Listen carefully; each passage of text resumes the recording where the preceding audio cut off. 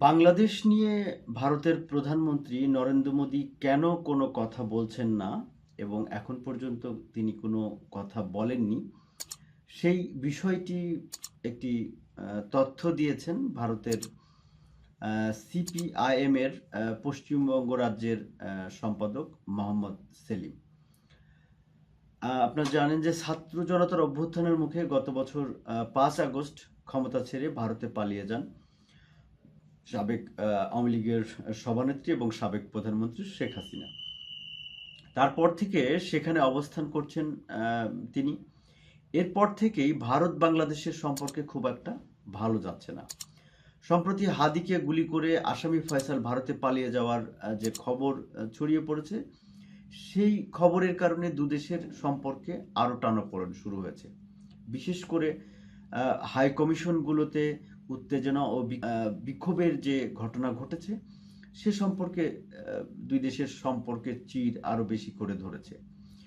বিভিন্ন ইস্যুতে বাংলাদেশ নিয়ে ভারতের সরকার মন্তব্য করলেও মানে কিছুদিন তেমন কোনো প্রতিক্রিয়া, কারণ এর আগেও কিন্তু ভারতের প্রধানমন্ত্রী এবং বাংলাদেশের প্রধানমন্ত্রী একজন আরেক দেশের বিষয় নিয়ে কথা বলতেন, মন্তব্য করতেন বিভিন্ন ধরনের।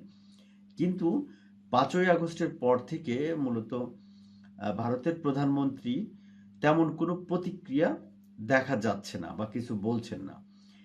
এই বিষয়টি কেন বলছেন না সে বিষয়ে কথা বলেছেন সিপিআইএম এর পশ্চিমবঙ্গ রাজ্য সম্পাদক মোহাম্মদ সেলিম। তিনি বলেন, বাংলাদেশ নিয়ে মন্তব্য করতে যুক্তরাষ্ট্র নিষেধ করেছে। মোহাম্মদ সেলিম আরো বলেন, শেখ হাসিনা যাবেন কিংবা থাকবেন সেটা মোদী সরকার সিদ্ধান্ত নেবে। এ ব্যাপারে তারা এখনো কেন চুপ রয়েছে? আগে মোদী বাংলাদেশ নিয়ে কথা বলতেন, কিন্তু এখন বলছেন না, কেননা যুক্তরাষ্ট্র নিষেধ করেছে। আসলে হাসিনাকে বাংলাদেশ ফেরত দেওয়ার ব্যাপারে ভারত সরকার যুক্তরাষ্ট্রের সিগন্যালের অপেক্ষা করছে। সাবেক প্রধানমন্ত্রী শেখ হাসিনাকে ফেরত প্রসঙ্গে ভারত সরকার যুক্তরাষ্ট্রের ইঙ্গিতের অপেক্ষা করছে বলে মন্তব্য করেছেন সিপিআইএম এর